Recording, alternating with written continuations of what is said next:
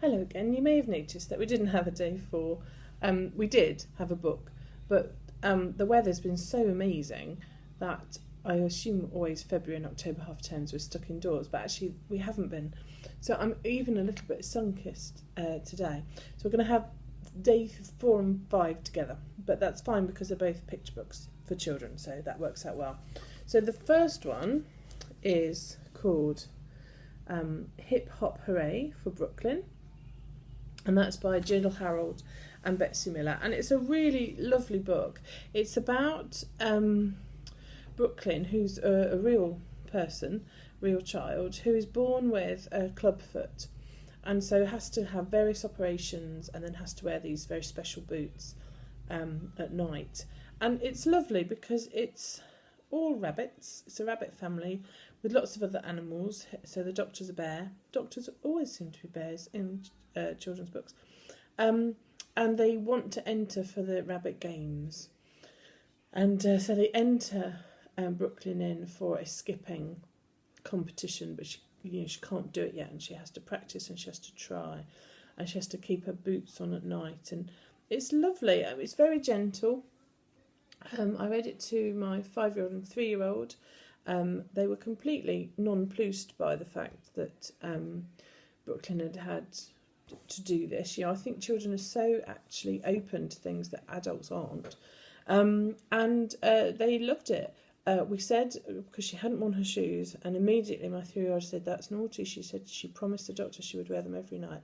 So they totally got the messages. And then, of course, Brooklyn, well, I don't want to put the end off, but it has a happy ending is all you need to know. And they were just thrilled with that. They loved that she managed to do what she wanted, and they were sort of intrigued. We did talk a little bit about that some children do have to go to hospital, and they've seen, is it Great Ormond Street, have some quite high octane adverts on TV, and they, so we have talked about that. Our children, we've been very, very lucky not to have had any particular health issues. So it's a lovely book. It introduces the idea of hospital stays and operations, and the fact that some of us, are born differently, and I think that's really powerful stuff. But totally accessible. Kids didn't blink about it. Which brings us on to the next one. And this you will recognise if you have been following us for a while. So this is the third in the Wild Tribe Heroes. And we've reviewed all of them because we adore all of them, by Ellie Jackson. This is Nelson's Dangerous Dive. So this is the latest one. And as I say, it's number 3. I mean, as wonderful as always. We love them. And there's so much in them. It's not just a story and that's the end. So at the back, there are, ways that you can help reduce plastic in the ocean. And if my other part of my world is around, trying to save the planet, you can see why I love these books. This one, so the first book is about ocean plastic.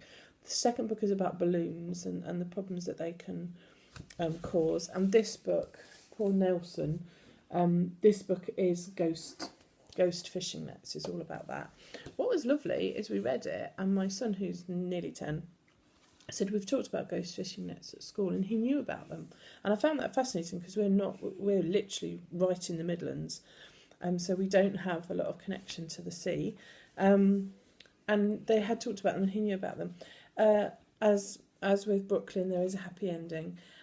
These are all, real things that are happening to animals, and so there's that connection to the real world, which I think is really powerful. They're beautifully done. They don't shy away from the issues, but they're completely appropriate for children. And Ellie's a mum herself, so she understands that there's a line there, and I think she walks it very, very well. And the illustrations are just glorious. Beautiful. There's a lot of information in it. I mean, my 8-year-old can read it on her own. I mean, the writing is very is clear and easy to read, but it is quite a long story, and yet even the little ones are able to, it's so interesting to them, and it's so kind of dramatic, you know, will he be okay? That they're completely engaged by it. And we learn loads as well, because we find out there's an illustration at the back of all the creatures that are in the book, so we know all the different names of all the different sea turtles you can get. So it's really informative and lots to talk about after, lots of things to be inspired by.